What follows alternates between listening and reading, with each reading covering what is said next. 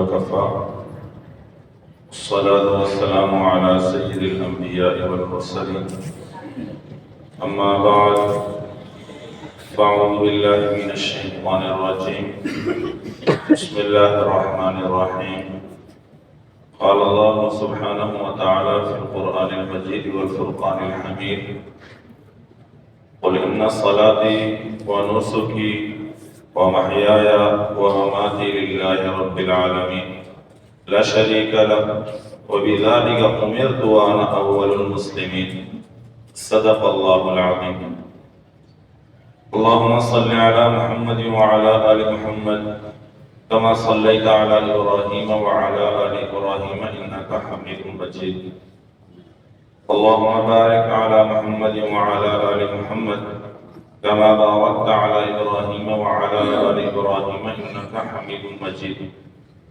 رب اشرح لي صدري ويسر لي أمري واحلل عقدة من لساني يفقهوا قولي. میرے محترم دوستو اور عزیز سامعین گرام، جو آیت مقدسہ میں نے آپ حضرات کے سامنے تلاوت کی ہے، اس آیت میں اللہ تبارک و تعالی ارشاد فرماتے ہیں قل ان صلاتی و نسکی و محیایا و مماتی للہ رب العالمین. نبی جی آپ کہہ دیجئے کہ میری نماز، میری قربانی، میری عبادت اور میرا جینا، میرا مرنا للہ رب العالمین، رب العالمین کے لیے. یہ آیت مقدسہ انسان کی پوری زندگی کے خلاصے کو بتا رہی ہے کہ یہ کیوں پیدا ہوا، اس کے کرنے کے کام کیا ہیں اور اسے کیا کرنا چاہیے اور اس کی سوچ اور اس کی فکر کیا ہونی چاہیے. انسانوں کو اللہ تبارک و تعالی نے اپنی عبادت کے لیے پیدا کیا. وَمَا خَلَقْتُ الْجِنَّ وَالْإِنسَ إِلَّا لِيَعْبُدُونَ. انسان اور جنات، ان کی پیدائش کا مقصد اللہ تبارک و تعالی کی عبادت ہے، اور اس عبادت میں اہم ترین عبادت وہ نماز کی عبادت ہے. کہ ان صلاتی، میری نماز وہ اللہ کے لیے. اب اس کو سمجھیے گا کہ یہ عبادت کس کو کہتے ہیں. آج ہم لفظ عبادت سنتے تو ہیں، عبادت کسے کہتے ہیں اور عبادت کیسے کرنی چاہیے، عبادت کرنے کا مقصد کیا ہے. عبادت اللہ تبارک و تعالی کے حکم کو، اللہ تبارک و تعالی کی رضا کے لیے، نبی اکرم صلی اللہ علیہ وسلم کی سنت کے مطابق کرنا، یہ عبادت ہے. اللہ کے حکم کو اللہ کی رضا کے لیے نبی کے طریقے کے مطابق کرنے کا نام کیا ہے؟ عبادت ہے. اگر اس کے اندر سے ایک صورت بھی رہ جاتی ہے تو وہ عبادت نہیں ہے. پہلی بات میں نے کیا عرض کی؟ اللہ کی رضا کے لیے، اللہ کے حکم کو نبی اکرم صلی اللہ علیہ وسلم کے طریقے کے مطابق کرنا، اسے عبادت کہتے ہیں. ایک شخص اللہ کے حکم کو پورا کرتا ہے، جیسے مثال کے طور پہ ارشاد فرمایا نماز پڑھو، ان صلاتی، میری نماز، اور انسان کو بارہا نماز کا حکم، بارہا، یعنی یہ اتنی اہم ترین عبادت ہے، اتنی اہم ترین عبادت ہے. پیارے پیغمبر صلی اللہ علیہ وسلم نے ارشاد فرمایا من ترک الصلاۃ متعمدا فقد کفر. جس نے جان بوجھ کر قصداً ایک نماز چھوڑ دی، وہ کفر کی سرحد تک پہنچ چکا ہے، اس نے کفر کر لیا. نبی اکرم صلی اللہ علیہ وسلم کے زمانے میں جو منافقین ہوتے تھے، جن کے اوپر منافقین کا دھبا لگا ہوا تھا، جن کی منافقت کو اللہ تبارک و تعالی نے ظاہر کر دیا تھا، پیارے پیغمبر صلی اللہ علیہ وسلم کو یہ بات بتا دی تھی، نبی جی یہ پکے ٹھکے منافق ہیں، وہ بھی صف اول میں کھڑے ہوتے تھے، نماز کا وہ بھی اہتمام کرتے تھے۔ تو آپ اس سے اندازہ لگائیے کہ نماز کتنی اہم ترین عبادت ہے۔ یہ اہم ترین عبادت کس کے لیے کرنی ہے؟ اللہ کی رضا کے لیے کرنی ہے، اللہ کے حکم کے مطابق کرنا، نبی اکرم صلی اللہ علیہ وسلم کے طریقے کے مطابق کرنا۔ اگر کوئی شخص نماز پڑھ رہا ہے اللہ کا حکم سمجھ کر، ابھی آپ حضرات نے عشاء کی نماز پڑھی، نماز پڑھ رہا ہے اللہ کا حکم سمجھ کر، عشاء کی نماز ادا کی اللہ کا حکم سمجھ کر۔ نمبر 2، نبی اکرم صلی اللہ علیہ وسلم کے طریقے کے مطابق کی۔ لیکن جو میں نے بات پہلی عرض کی تھی، اللہ کی رضا شامل نہیں تھی، اللہ کی رضا شامل نہیں تھی، بلکہ نماز کیوں پڑھے؟ نماز اس لیے پڑھ رہا ہے کہ لوگ مجھے بڑا بزرگ بولے۔ دیکھو ماشاءاللہ ہر مسجد، ہر نماز میں کہاں ہوتا ہے؟ پہلے پہنچ جاتا ہے، لوگوں کے دکھلاوے کے لیے، اپنی تعریف کے چرچے سننے کے لیے، اللہ تبارک و تعالیٰ کی رضا کو حاصل کرنے کے لیے نہیں۔ یہ نماز عبادت نہیں، اس کے لیے وبال جان، اس کے لیے وبال جان۔ اسی معاملے کو آپ الٹ کر لیجئے، نماز پڑھ رہا ہے اللہ تبارک و تعالیٰ کی رضا کے لیے، اللہ کا حکم سمجھ کر، لیکن نبی اکرم صلی اللہ علیہ وسلم کی سنت سے خالی ہے، پیارے پیغمبر صلی اللہ علیہ وسلم کے طریقے کے مطابق نہیں پڑھا۔ پڑھ تو اللہ کی رضا کے لیے ہے، اللہ نے حکم دیا اس لیے پڑھ رہا ہے، لیکن جو آپ علیہ السلام نے نماز پڑھنے کا طریقہ سکھلایا ہے، پیارے پیغمبر صلی اللہ علیہ وسلم نے جیسے نماز پڑھ کر دکھائی ہے اس طرح نہیں پڑھتا، طریقہ نبی اکرم صلی اللہ علیہ وسلم کا اختیار نہیں کرتا ہے، میرے دوستو یہ نماز بھی اس کی قابل قبول نہیں ہے، قابل قبول نہیں ہے، نبی کے طریقے سے ہٹ کر عبادت قبول نہیں ہے۔ اور اتنا عظیم عمل، جو بات میں نے پہلے عرض کی، ریا کی، ایسا عظیم عمل ہے، کسی کو نہیں پتہ چل رہا، یہ جب نماز پڑھ رہا ہے کسی کو نہیں معلوم، لوگ تو یہ سمجھ رہے ہیں نماز پڑھ رہا ہے، لیکن اندر سے نیت خراب ہے، چاہتا کیا ہے؟ عبادت نہیں، اللہ کی رضا نہیں، نبی کا طریقہ نہیں، اپنی واہ واہ، کسی کو نہیں پتہ چل رہا، اسے معلوم ہے، اسے معلوم ہے۔ آپ حضرات نے بارہا حضرات علماء کرام سے یہ بات سن رکھی ہوگی، اللہ تبارک و تعالی نے 2 فرشتے کرامن کاتبین متعین کیے ہوئے ہیں، وہ کیا کرتے ہیں؟ انسان کے اعمال لکھ رہے ہیں، اعمال لکھ رہے ہیں، اللہ کے فرشتے اعمال لکھ رہے ہیں۔ آپ نے کتنی رکعت پڑھی انہوں نے لکھ لی، آپ نے کیا گناہ کیا انہوں نے لکھ لیے، آپ نے کیا نیکی کی انہوں نے لکھ لیے، بس فرشتوں کا کام یہاں تک ہے، وہ اسے ایک فائل میں لکھ کر، رجسٹر میں لکھ کر اللہ تبارک و تعالیٰ کے سامنے پیش کرتے ہیں۔ اللہ سب کچھ جانتے ہیں، لیکن اللہ نے ایک نظام بنایا، کائنات، پھر اس کائنات کے لیے ایک نظام یہ اللہ کے سامنے پیش کرتے ہیں۔ لیکن معاملہ جو ریاکاری کا ہے، دل سے، ریاکاری کا معاملہ تو دل سے، ظاہری صورت میں تو نماز ہے، یہ کرامن کاتبین کو بھی نہیں پتہ چلتا، یہ فرشتوں کو بھی نہیں پتہ چلتا یہ معاملہ، یہ تو لکھ کے لے گئے، اللہ اس نے 4 رکعت پڑھ لی، اس نے سنتوں کی ادائیگی کر لی، اس نے نوافل کی ادائیگی کی، اس نے وتر پڑھ لی، فرشتوں نے تعداد لکھی، اللہ کے حضور پہنچ جاتا ہے۔ اب سمجھیے کتنی عظیم عبادت ہے۔ میں نے جو روایت پڑھی کہ انسان قصداً چھوڑ دے تو کیا ہے؟ کفر کی سرحدوں میں داخل ہو رہا ہے۔ اتنا عظیم عمل، جب فرشتے اس عمل کو لے کر اوپر چڑھتے ہیں، پہلے آسمان کے فرشتے پوچھتے ہیں کون؟ کا فلاں بن فلاں کی نماز لے کر آئے، عظیم عبادت لے کر آئے، پہلے آسمان کے فرشتوں کی ایک جماعت اور ساتھ ہو جاتا ہے، دوسرے آسمان کے فرشتوں کے پاس جاتے ہیں، وہاں دروازہ بجاتا ہے، ان کو پوچھتے ہیں، انہیں بتایا جاتا ہے، کرتے کرتے یہ 7 آسمان سے فرشتوں کی ایک جماعت ملتے ملتے ایک لشکر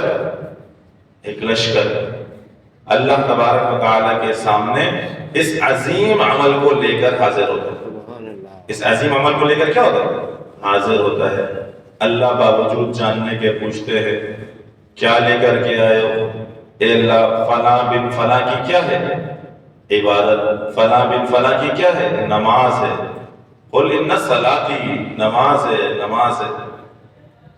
اللہ ارشاد فرماتے ہیں یہ نماز قابل قبول نہیں ہے، یہ نماز مردود ہے، اسے رد کر دیا جائے گا، رد کر دیا جائے گا۔ کسی کو نہیں معلوم، فرشتوں کو نہیں معلوم کیوں رد کیا گیا۔ اس نے یہ نماز میرے لیے نہیں پڑھی تھی، یہ نماز میرے لیے نہیں پڑھی تھی، یہ تو اس لیے پڑھی تھی کہ لوگوں کی نظر میں مقبول ہو جائے، لوگوں کی نظر میں اچھا لگے، لوگ اس کی واہ واہ کریں، اپنی واہ واہ چاہتا تھا، یہ نماز رد کر دی جاتی۔ تو میرے دوستو، عبادت کس چیز کا نام ہے؟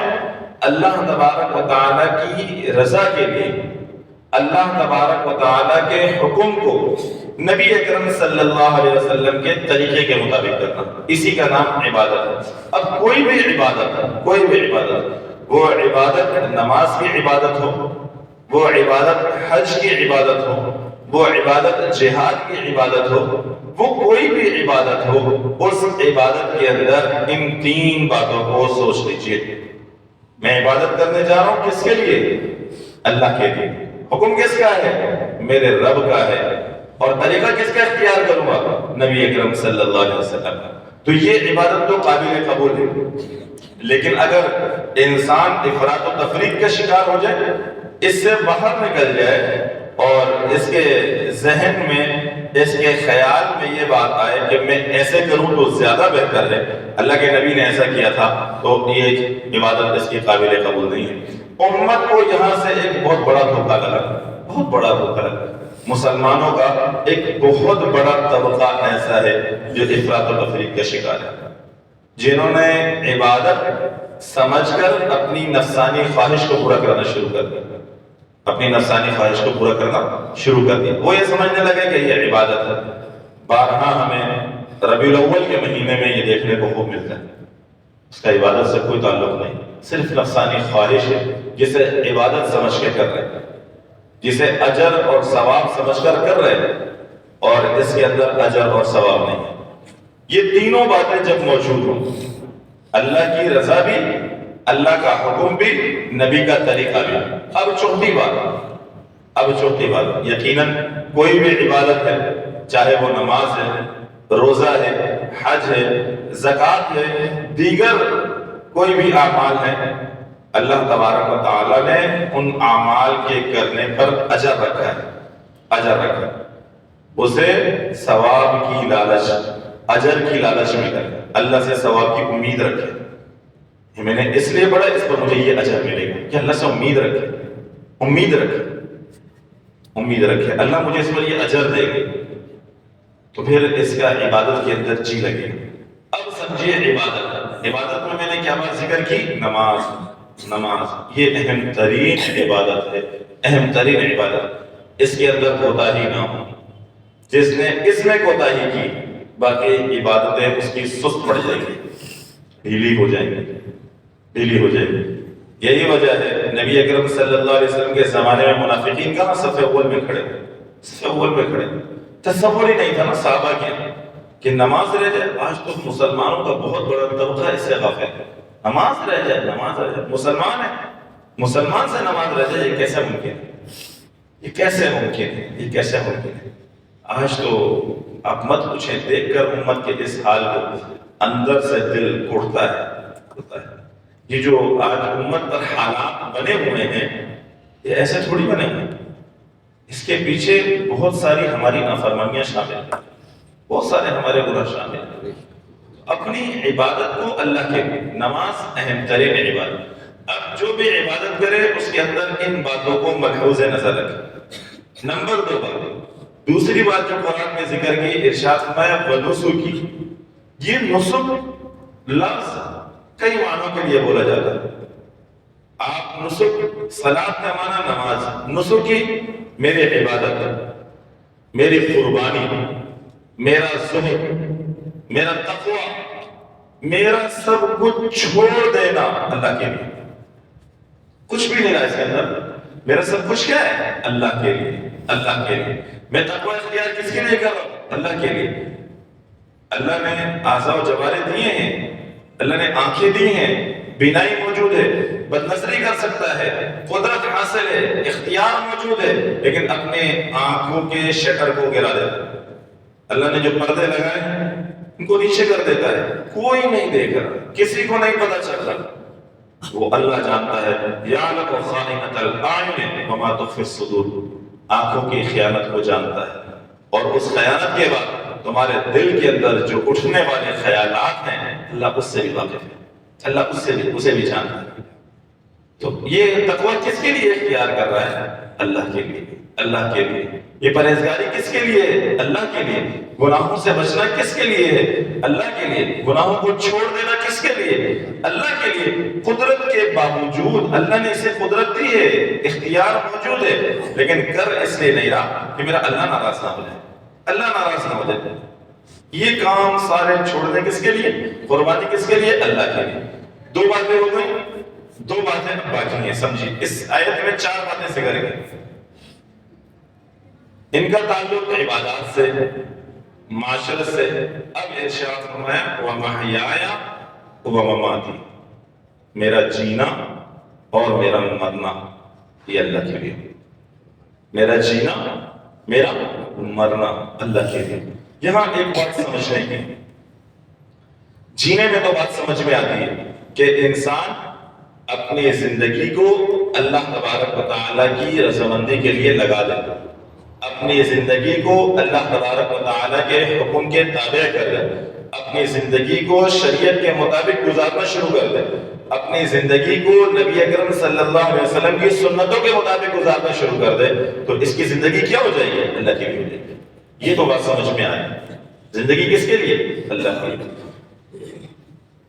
اگر ایک مسلمان آج صرف خالی ذہن ہو کر سوچ لے، خالی تو اس کی 24 گھنٹے کی زندگی عبادت بن جائے گی. 24 گھنٹے کی زندگی. افسوس یہ ہے کہ ہم توجہ نہیں دیتے.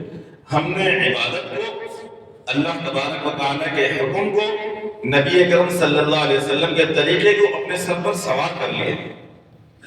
یہ عبادت، یہ دین، یہ شریعت عین فطرت ہے، عین فطرت ہے، عین فطرت. یہ فطرت سے ہٹ کر نہیں ہے، فطرت سے ہٹ کر نہیں ہے. لیکن ہم نے اپنے اوپر اتنا اسے بھاری بوجھ بنا لیا کہ نام سن کر پریشان ہو. زندگی 24 گھنٹے کی نبی اکرم صلی اللہ علیہ وسلم کی سنت کے مطابق ہو جائے، اس کی 24 گھنٹے کی زندگی عبادت ہی عبادت ہے. حضرت علی رضی اللہ تعالیٰ عنہ سے کسی نے پوچھا کہ آپ 24 گھنٹے میں کتنی دیر عبادت کرتے ہیں؟ کتنی دیر عبادت کرتے ہیں؟ کیا پیارا جملہ ارشاد فرمایا، ارشاد فرمایا میری 24 گھنٹے کی زندگی عبادت نہیں کرتی. 24 گھنٹے عبادت کرتے. یہ کیسے ممکن ہے؟ کیا آپ کھاتے نہیں ہیں، پیتے نہیں ہیں، دیگر ضروریات نہیں ہیں؟ 24 گھنٹے کی زندگی کیسے عبادت نہیں؟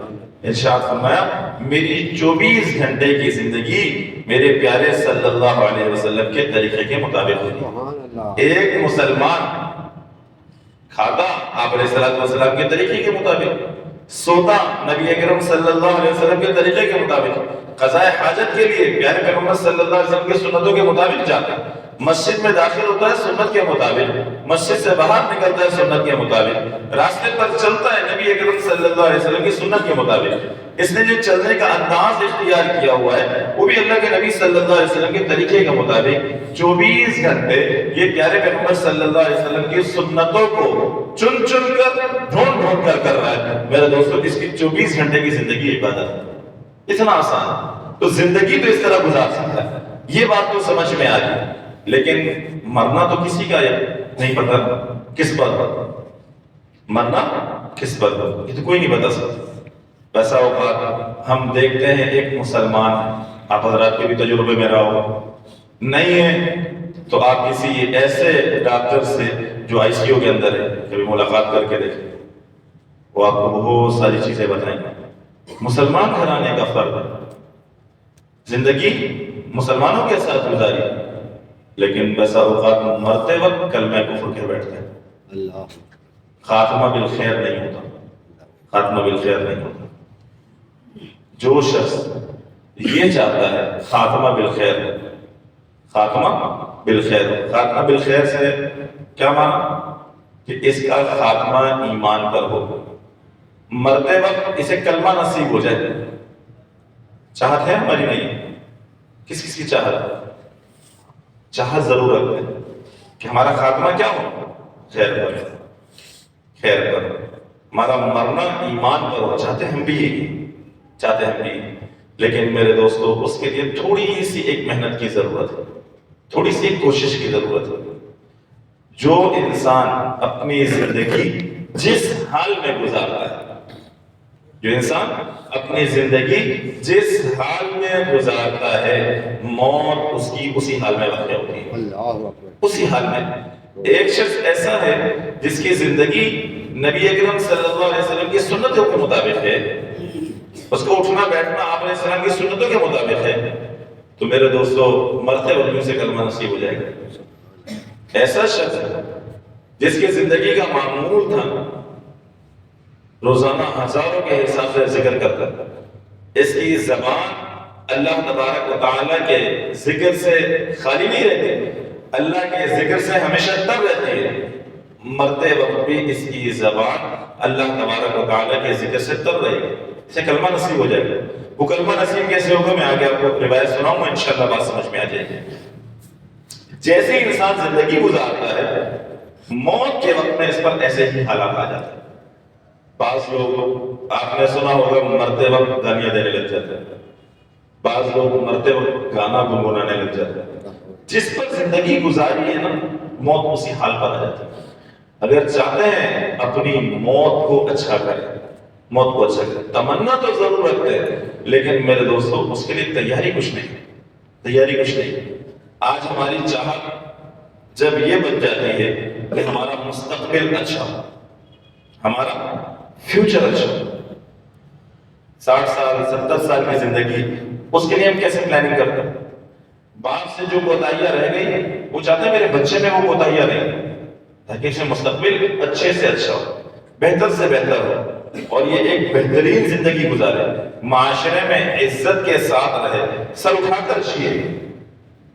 اس کے لیے کتنی پلاننگ کرتا ہے، کتنے منصوبے تیار کرتا ہے، کتنی مشاورتیں کرتا ہے، بچے کو کہاں کہاں پڑھائی کے لیے نہیں بھیجتا، اور کیا کیا کام اس کی اچھی ملازمت کے لیے اور کاروبار اور بزنس کے لیے اختیار کرتا ہے، تاکہ کیا ہو، اچھی زندگی گزار سکے۔ یہ سب پلاننگ کا حصہ ہے۔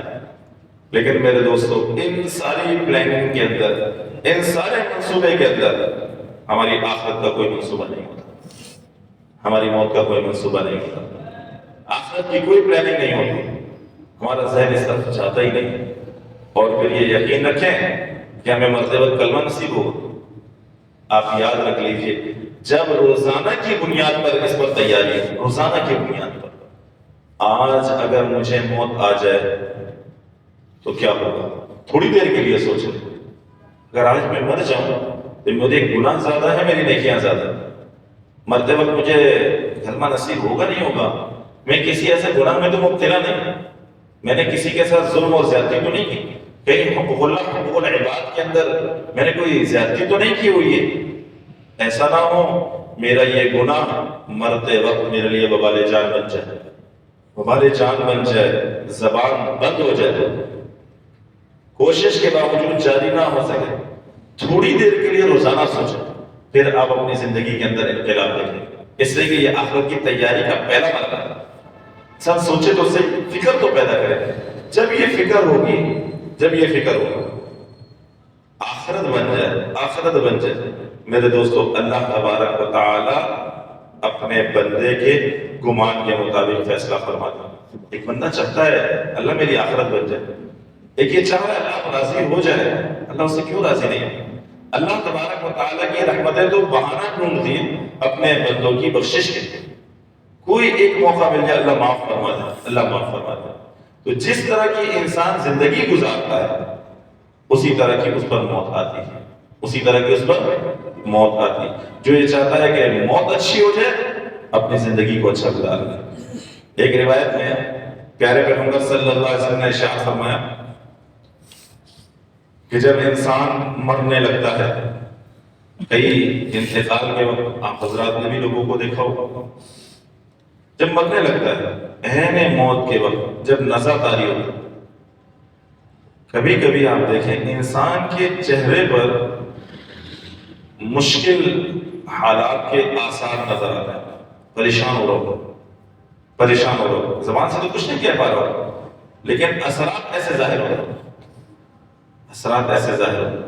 پیارے پیغمبر صلی اللہ علیہ وسلم نے ارشاد فرمایا اس موقع پر شیطان اپنے لشکر کے ساتھ آ جاتا ہے، اس کے پاس شیطان اپنے لشکر کے ساتھ آ جاتا ہے، اور یہ جو اس کے ساتھ دیگر چھوٹے چھوٹے شیطان ہوتے ہیں، یہ سارے اس کے رشتہ داروں کی شکل اختیار کر لیتے ہیں۔ کون سے رشتہ دار، کون سے دوست احباب، کون سے متعلقین جو اس سے پہلے مر گئے، دنیا سے چلے گئے، جس سے پہلے مر کر دنیا سے چلے گئے، یہ شیاطین ہیں، اور اب اس سے تلقین کرتے ہیں مت علی الیہودیت، یہودیت پر مرو، ہم تم سے پہلے مر کر دیکھ چکے، اللہ یہودیوں سے راضی ہے، لہٰذا کیا کرو، اسلام چھوڑ دو، یہودیت پر مرو۔ اب یہ پریشان ہے، زندگی تو نبی اکرم صلی اللہ علیہ وسلم کا نام لیتے لیتے گزاری، ایمان تو میرا ختم نبوت پر تھا، زندگی میری اسلام پر تھی، اور یہ موت کے وقت میں یہ حال دیکھا، پریشان ہوتا ہے۔ جب اپنا چہرہ بائیں طرف پھیرتا ہے، وہاں بھی دیکھتے ہیں کچھ لوگ بیٹھے ہیں، یہ شیاطین ہوتے ہیں، کن کی شکل میں؟ جو اس سے پہلے اس کے رشتہ دار مر گئے، اس کے متعلقین مر گئے، اس کے دوست احباب مر گئے، وہ اسے کیا کہتے ہیں؟ متعلق نصرانیت، عیسائیت پر مرو، ہم تم سے پہلے مر کر دیکھ چکے ہیں، اللہ عیسائیوں سے راضی ہے۔ یہ نزع کا وقت خطرناک وقت ہے، زبان سے بات نکلے گی اور روح قبض ہو جائے گی، روح قبض ہو جائے گی۔ زندگی کس پر گزاری تھی؟ اسلام پر گزاری تھی، اسلام پر گزاری تھی، زندگی تو اللہ کے نبی کا نام لیتے لیتے گزاری تھی۔ آج یہودیت اور نصرانیت کی بات آئی، یہ جو شخص اپنی زندگی میں اس کوشش پر لگا رہا کہ میری آخرت بن جائے، میرا خاتمہ بالخیر ہو، اس کی تیاری اس نے پوری زندگی کی، اللہ تبارک و تعالیٰ کی طرف سے اس وقت میں مدد آتی ہے۔ آپ علیہ السلام نے ارشاد فرمایا، اللہ تبارک و تعالیٰ حضرت جبریل علیہ السلام کے ساتھ فرشتوں کا ایک لشکر بھیجتے ہیں، اور وہ فرشتے آ کر ان شیاطین کو مار مار کے بھگا دیتے ہیں، اور پھر اسے کلمے کی تلقین کرتے ہیں۔ جیسے ہی اس کی زبان سے کلمہ نکلتا ہے، اس کی روح کھینچ لی جاتی ہے۔ یہ خاتمہ بالخیر ہے، یہ خاتمہ بالخیر ہے۔ لیکن میرے دوستو، اس کی تیاری پوری زندگی کرنی پڑے گی، پوری زندگی کرنی پڑے گی۔ آپ یہ بتائیے، یہ ایمان کی نوعیت ہو کہ ہمارا ایمان ہمیں گھر سے مسجد تک نہیں لے کر کے آ رہا، اور اس ایمان پر ہم یہ امید لگائے بیٹھے کہ یہ ایمان ہمیں جنت میں داخل کرا دے گا۔ سوچے تو صحیح، ایمان کے ضعف کا کیا ہے، ایمان کی کمزوری کا کیا ہے، کمزوری کا کیا ہے۔ تو اس لیے پوری زندگی تیاری کرنی ہے خاتمہ بالخیر کے لیے، خاتمہ بالخیر کے لیے۔ جس کا خاتمہ بالخیر ہو گیا، کامیاب ہو گیا، کامیاب ہو گیا، کامیاب ہو گیا۔ نبی اکرم صلی اللہ علیہ وسلم خیبر کے لیے نکلے ہوئے، آپ علیہ السلام نے ارشاد فرمایا، انما اعتبر من الخواتیم، اعتبار کیا ہے؟ خاتمے کا ہے، خیبر کا موقع ہے۔ صحابہ نے اپنے خیمے لگائے، پیارے پیغمبر صلی اللہ علیہ وسلم بھی اپنے حجرے میں، اپنے خیمے میں موجود ہیں۔ وہاں پر ایک شخص یہودیوں کی بکریاں چراتا ہوا چلا ہے۔ کتنی بکریاں؟ 300 بکریاں۔ صحابہ کی جماعت کو ملا اور کہنے لگا، کون ہو تم لوگ؟ کون ہو تم لوگ؟ کس لیے آئے ہو؟ کیا مقاصد ہے؟ صحابہ نے بتایا کہ ہم مسلمان ہیں، اعلاء کلمت اللہ کے لیے ہیں، ہمارا دین اور مذہب اسلام ہے، ہم ایک اللہ وحدہ لا شریک کی طرف دعوت دیتے ہیں، ایک اللہ وحدہ لا شریک کی طرف دعوت دیتے ہیں۔ تو انہوں نے پوچھا، تمہارا امیر تھا؟ صحابہ نے نبی اکرم صلی اللہ علیہ وسلم کے حجرے کی طرف اشارہ کیا، دیکھ کر حیران، اللہ کے نبی ہیں، مسلمانوں کے امیر ہیں، کوئی پروٹوکول نہیں، سادہ سا حجرہ، نیچے کھجور کی چٹائی بچھی ہوئی، اندر جانے کی اجازت ہے، اندر چلے گئے۔ آپ علیہ السلام سے یہی سوالات کیے، آپ کون ہیں؟ آپ علیہ السلام نے ارشاد فرمایا میں اللہ کا نبی ہوں، اعلاء کلمت اللہ کے لیے ہم نکلے ہیں، دین کی سربلندی کے لیے نکلے ہیں، ہم ایک اللہ وحدہ لا شریک کی طرف بلاتے ہیں۔ اس پر ہمیں کیا ملے گا؟ پیارے پیغمبر صلی اللہ علیہ وسلم نے ارشاد فرمایا اگر تم یہ کلمہ پڑھ لو گے اور ایک اللہ وحدہ لا شریک کو مان لو گے، اللہ تبارک و تعالی آپ کو جنت عطا فرمائیں گے۔ آپ وہ کیا کریں گے؟ جنت عطا فرمائیں گے۔ تو یہ چرواہے بھی کہنے لگے 300 بکریاں یہودیوں کی، اب میرے جسم سے تو پسینے کی بدبو آ رہی ہے اور میں تو سیاہ ہوں، کالا ہوں۔ اللہ کے نبی صلی اللہ علیہ وسلم نے ارشاد فرمایا میرے دوستو یہ صرف واقعہ نہیں، آپ اللہ کے نبی کے لینے کا انداز دیکھیں، کافر ہے۔ آج ہم نے اپنوں کو اتنا دھوکا ہے، اتنا تنگ کیا ہے کہ وہ بچ جائے، یہ کافر ہے۔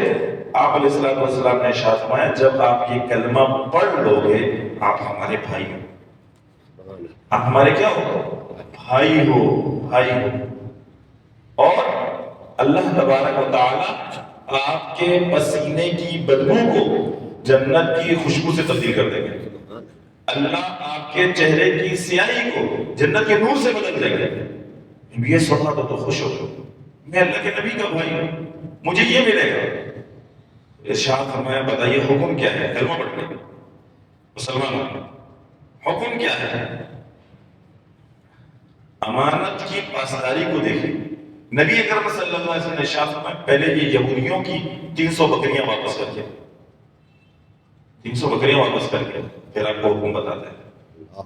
یہ 300 بکریاں جا کر واپس کی، آپ علیہ السلام کے پاس پھر آئے، لیکن رسول میں واپس کر آئے۔